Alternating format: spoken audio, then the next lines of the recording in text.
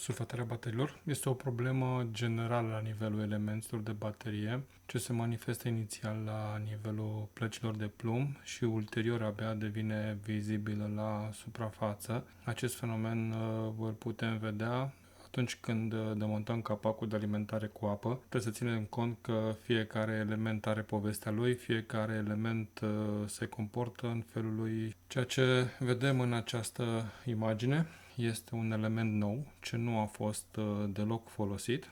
Structural putem identifica două seturi sau două tipuri de plăci de plumb.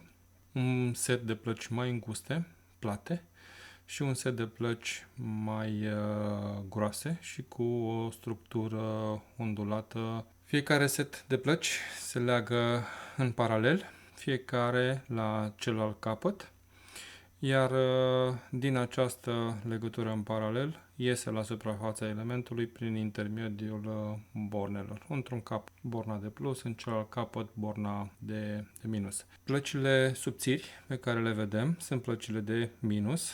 Acestea au o structură plată, iar plăcile groase sunt plăcile de plus. Plăcile de plus au o structură specială, tubulară, constând în niște tije verticale îmbrăcate într-un material ce favorizează transferul de substanțe chimice. Între aceste plăci de plumb putem vedea un material gri, un material de plastic cu rolul de a izola cele două plăci de plumb, cele două tipuri de plăci de plumb, a le izola una față de cealaltă pentru a nu intra în contact, pentru că asta ar însemna să punem în scurt circuit bateria, dar trebuie să și permită transferul de substanțe chimice dintr-o parte într-alta.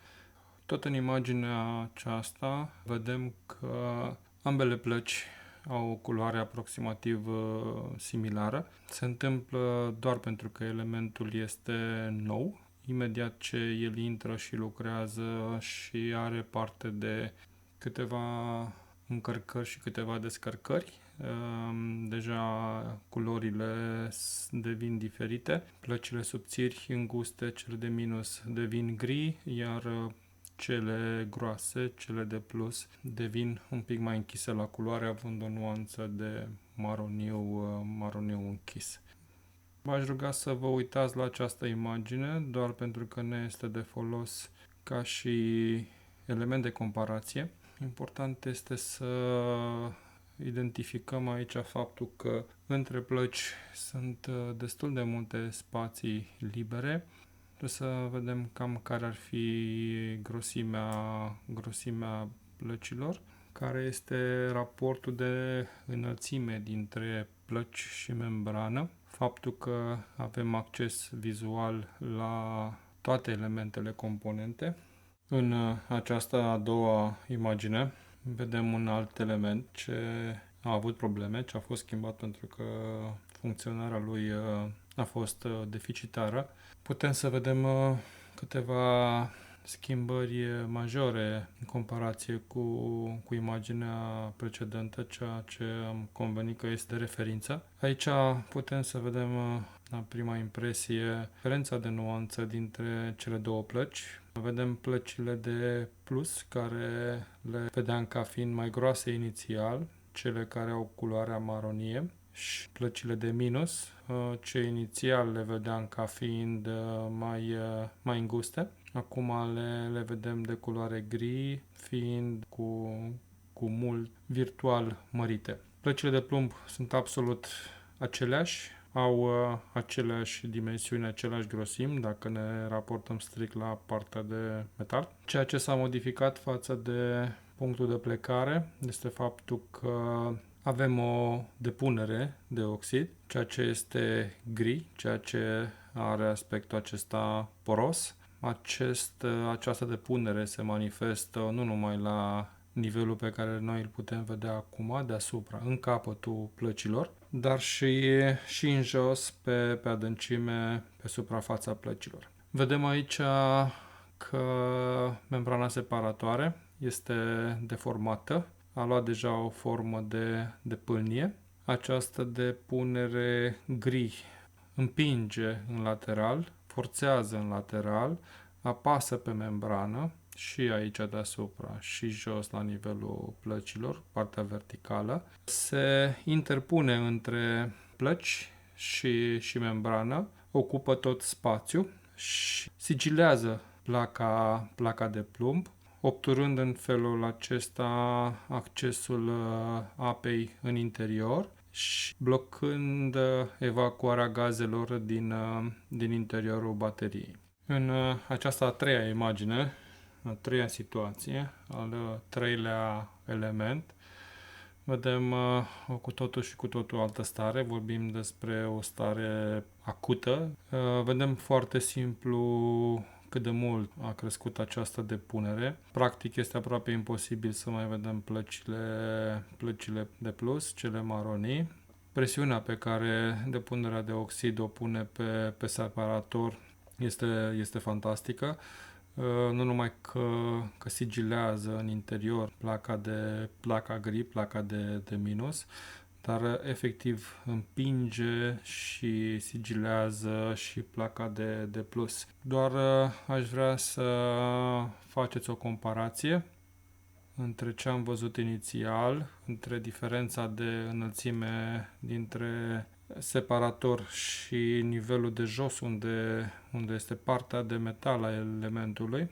Deja vedem că depunerea se ridică până la înălțimea separatorului.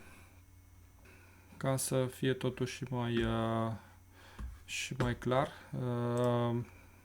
doar cu scopul demonstrativ am intervenit în acest element, evident cu toate normele de protecție asumate. Vă recomand să nu faceți acest lucru, îl fac eu pentru dumneavoastră. Finalitatea din punct de vedere funcțional a bateriei este absolut nulă dacă faceți aceste lucruri. Vedem cam care este presiunea, vedem cam cum separatorul apasă pe placa de plus, pe cea maronie. Trebuie să trag destul de tare pentru a putea să depărtez cele două separatoare. Evident că gazele ies foarte, foarte greu. Încep să sap, să spun așa, în această depunere de oxid. În măsură ce sap, vedeți că sunt eliberate bule de gaz ce au rămas captive în această depunere. Efectiv, în acest moment nu putem vorbi despre vreun canal sau vreo fisură în această depunere prin care să iasă gaze, ci vorbim de gaze captive în strat. Pe măsură ce merg spre adâncime, pe măsură ce merg către placa de plumb, cu siguranță placa de plumb este jos, destul de jos și o putem găsi acolo cu aceeași lățime pe care am văzut-o în prima imagine. Cât încerc să ajung mai jos, cu atât această depunere este mai tare, este mai solidă și mai greu de mișcat, de curățat. Sunt mai multe tipuri de depunere acolo. Probabil că au legătură cu diverse momente din viața bateriei.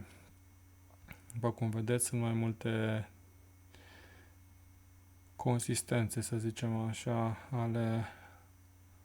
ale acestui strat format. Cu siguranță în această baterie apa n-a mai intrat de foarte mult timp. Cu siguranță că gazele au încercat să iasă și pentru că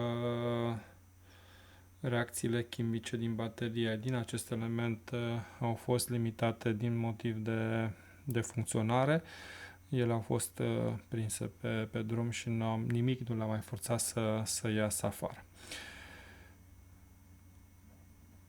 Da, este destul de ușor de făcut o comparație pentru a putea să măsurăm diferența de înălțime ca să putem să ne dăm seama cam cât am săpat, să putem să vedem nivelul de la care am plecat și unde am ajuns. Cu siguranță, pentru a ajunge la nivelul plăcii, mai este mult de săpat. Eu apreciez că în acest moment este vorba de cel puțin jumătate de centimetru și cred că am putea merge în continuare în jos încă jumătate de centimetru. Cum spuneam, elementul acesta este pierdut. Oricât am încercat noi să răcăim acolo, oricât am încercat noi să creăm spații de acces a apei și de evacuare pentru gaze, distanța dintre plăci este extraordinar de mică datorită acestei presiuni puse de punerea de oxid. Practic,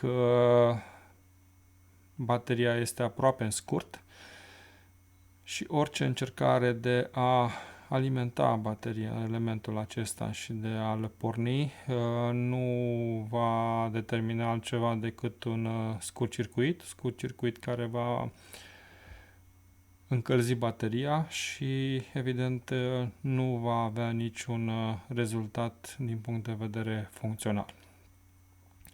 Doar ca să vedeți cam cum arată o baterie sulfatată și cum puteți recunoaște în bateriile dumneavoastră problemele legate de sulfatare.